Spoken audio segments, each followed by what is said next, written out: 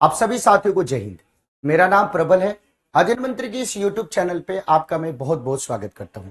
उम्मीद है कि आप सभी साथी बहुत अच्छे होंगे। आपके पेपर को ध्यान में रखते हुए टीचिंग के जितने भी एग्जाम्स हैं उनको ध्यान रखते हुए जिसमें आपके जीएस से रिलेटेड क्वेश्चन पूछे जाते हैं, तो जो आपके सिलेबस में न्यू वाले सिलेबस में जो टॉपिक्स हैं उनको मैं 10-10 मिनट के अंदर आपको पूरे प्रॉपर तरीके से आप तक पहुंचाने का प्रयास कर रहा हूं। तो हम सब लोग आज क्या पढ़ने वाले हैं? आज हम सब लोग पढ़ने वाले हैं जितनी भी इतिहास में महत्वपूर्ण लड़ाई हुई है, जहां से बार बार क्वेश्चन आपके पूछे जाते हैं, उनके बारे में हम सब लोग पढ़ने जा रहे हैं। तो सबसे पहली लड़ाई हम लोग शुरू करते हैं एकदम बिल्कुल आपके वैदिक काल से शुरू करते हैं। वो लड़ाई कौन सी है भाई? तो वो लड़ाई है 10 राज्य युद्ध। उसको क्या बोलते हैं? 10 राज्य युद्ध बोलते हैं। 10 राजन वार कहा जाता है। ये आपके जो युद्ध हुआ था, ये किसके किसके बीच में हुआ था? एक तरफ आपके भरत कबीले, एक तरफ आपके कौन सा कबीला था भाई? भरत कबीला। दूसरे तरफ आपके कौन थे? तो दूसरे तरफ अगर हम बात करें तो 10 कबीलाओं का एक संघ था। और इस लड़ाई में इस भरत कबीला ने इन 10 कबीलाओं के संघ को पराजित कर दिया। ये जो लड़ाई है वो कौन सी नदी के किनारे लड़ी गई थी? रावी नदी, जिसको उस समय परूसनी नदी के नाम से आपको जाना जाता है, जिसको उस समय परूसनी नदी के नाम से जाना जाता है। सवाल ये है कि सर ये भरत कबीले का जो नेता था उसका नाम क्या था? तो उसका नाम क्या था भाई? उनका नाम था सुदास। चलो बहुत बढ़िया। अब दूसरी लड़ाई के बारे में बात करते हैं। वो आ जाती है, उसको हम लोग क्या बोलते हैं? हाइडेस पीस की लड़ाई। किसकी लड़ाई भाई? हाइडेस पीस की लड़ाई। और ये हाइडेस पीस की लड़ाई किससे रिलेटेड है भाई? हाइडेस पीस की लड़ाई के बारे में बात करें तो हाइडेस पीस की लड़ाई में दो पक्ष हैं। आपने बोला कि सर कौन कौन सा पक्ष है? तो एक तरफ है एलेक्जेंडर, जिसको हम सिकंदर के नाम से जानते हैं, और दूसरे तरफ कौन है? पंजाब का शासक पोरस। और झेलम नदी के किनारे ये लड़ाई हुआ, इसीलिए इसको वितस्ता की लड़ाई भी कहते हैं। सिकंदर जीत गया और आपके पोरस को हरा दिया, लेकिन पोरस की वीरता से सिकंदर इतना ज्यादा प्रभावित हुए कि जीते हुए क्षेत्र को पोरस को सौंप दिया और अपने प्रतिनिधि के तौर पे शासन करने की अनुमति आपको दे दी। आपने बोला कि सर सही बात है। अब यहां से हम आगे की ओर बात करते हैं और चलते हैं भाई तीसरी लड़ाई के बारे में, जो आपको किसके समय में दिखाई देता है? जो आपको अशोक के समय में दिखाई देता है। उसको क्या बोलते हैं? कलिंग युद्ध। उसको क्या बोलते हैं भाई? कलिंग युद्ध। जहां जहां पे ईयर इंपॉर्टेंट है, ईयर भी मैं लिखूंगा, जहां पे इंपॉर्टेंट नहीं है वहां पे नहीं लिखूंगा। 261 बीसी में लड़ाई हुई। ये किसके किसके बीच में लड़ाई हुई? किसने किसके ऊपर अटैक किया? तो एक तरफ आपके कौन थे? अशोक। और इन्होंने किसके ऊपर आपके अटैक किया था? कलिंग के ऊपर, जो वर्तमान में आपके उड़ीसा में है। और यहां पे अशोक ने कलिंग को पराजित कर दिया। कलिंग को पराजित करने के बाद यहां पे जिस तरीके से बड़ी संख्या में लोगों की आपकी हत्या हुई, उसके बाद अशोक ने इस चीज के लिए अपने को जिम्मेवार माना और उसके बाद उसने युद्ध जो करने की नीति है उसको प्रॉपर तरीके से क्या कर दिया? उसने त्याग दिया।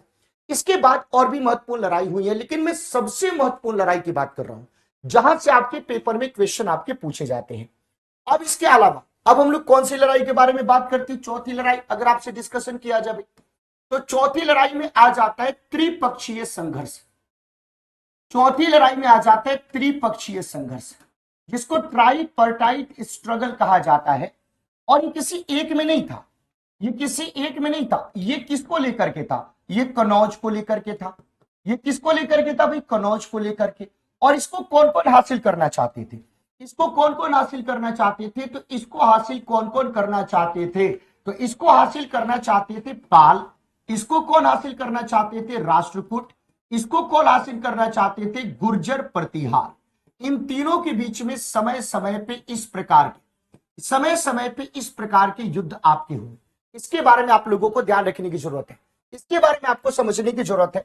ये हो गया आपका त्रिपक्षीय संघर्ष। अब हम लोग आगे की ओर बढ़ते हैं।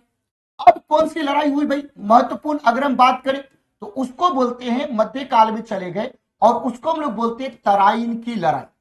अब तराइन की लड़ाई के बारे में बात करें तो इसमें दो पक्षों में लड़ाई हुई। और कितनी लड़ाई हुई भाई? टोटल दो लड़ाई हुई। पहली 1191 में लड़ाई हुआ। दूसरी आपकी कब लड़ाई हुई? 1192 में आपकी लड़ाई हुई। तो 1191 में कौन कौन थे? तो एक तरफ थे पृथ्वी राज चौहान और दूसरे तरफ कौन था भाई, गोरी।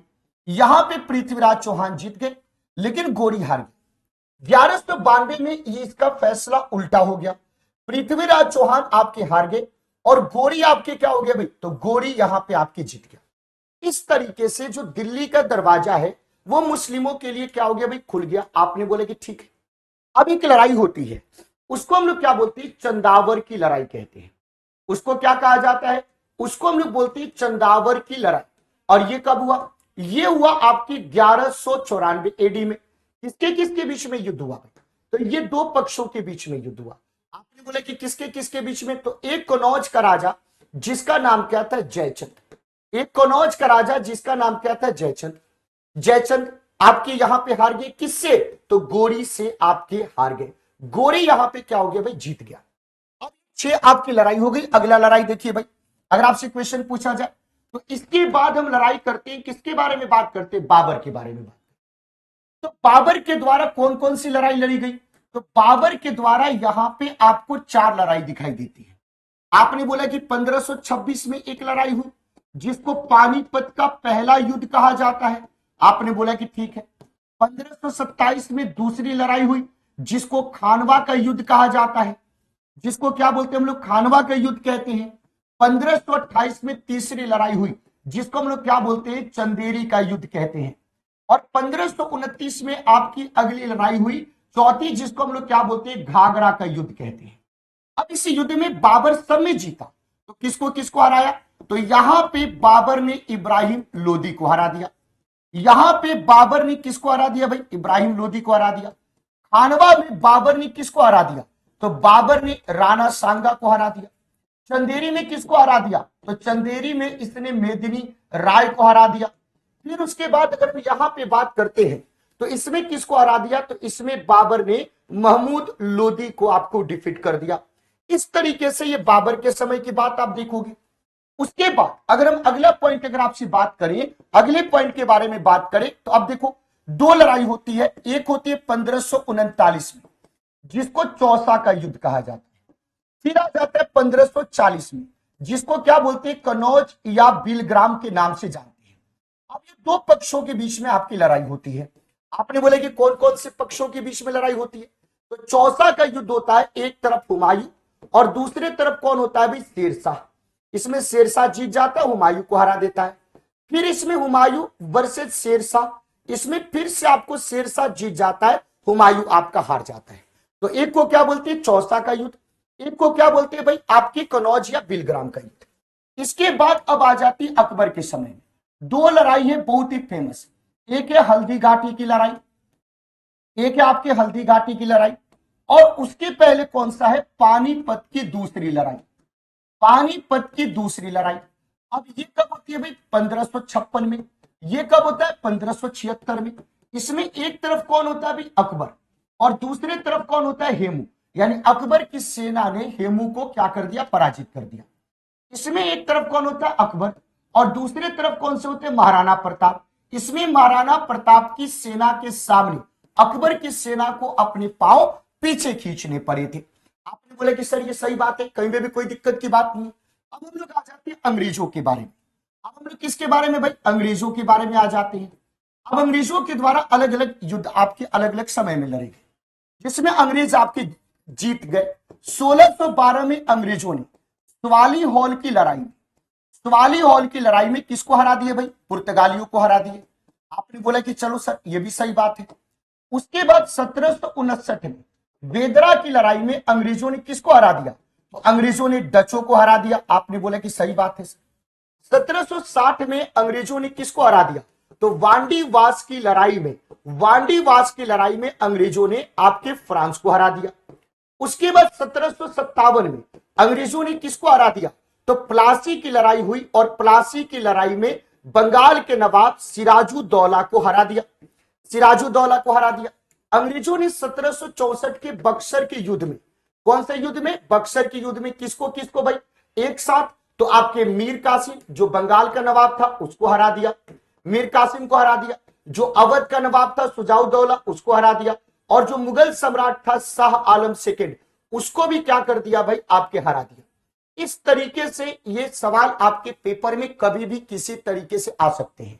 और ये कभी ऑर्डर में सजाने को पूछ देता है, कभी आपकी पूछ देता है कि इसमें किसमें कौन कौन आपकी विजयी हुआ था। तो अब आप लोग इस सेशन को देख रहे हैं, कितना एंजॉय कर रहे हैं, ये कैसे पता चलेगा? आप इस होमवर्क का आंसर दोगे भाई, आप होमवर्क का आंसर दोगे। आपको ये लड़ाई को आपको ऑर्डर में सजाना है। ए कौन सी लड़ाई है भाई? सवाली हॉल की लड़ाई, सवाली हॉल की लड़ाई, सवाली हॉल की लड़ाई। आपको फिर सजाना है प्लासी की लड़ाई, प्लासी की लड़ाई। उसके बाद आपको सजाना है आपको वेदरा की लड़ाई। फिर आपको सजाना है आपको कौन सी लड़ाई भाई? तो वो लड़ाई का नाम क्या है? आपके तराइन की दूसरी लड़ाई। तो इसको ऑर्डर में आप लोगों को लिख के बताना है कि एबीसीडी का कौन सा ऑर्डर आपके करेक्ट होगा, ताकि हमें पता चले कि ये सेशन आप पसंद कर रहे हैं। अगर आपको ये सेशन पसंद आ रहा है तो चैनल को सब्सक्राइब करना, सेशन को शेयर करना, अपने दोस्तों तक पहुंचाना, और जितने मैक्सिमम आप लोग कमेंट करेंगे इस क्लास के नीचे, उतनी ज्यादा दिनों तक हिस्ट्री के, पॉलिटी के, इकोनॉमी के, करेंट अफेयर के, स्टैटिक जीके के, बिहार जीके के सारे हम महत्वपूर्ण टॉपिक्स को ऐसे ही कम कम शब्दों में मैं आपको कराऊंगा।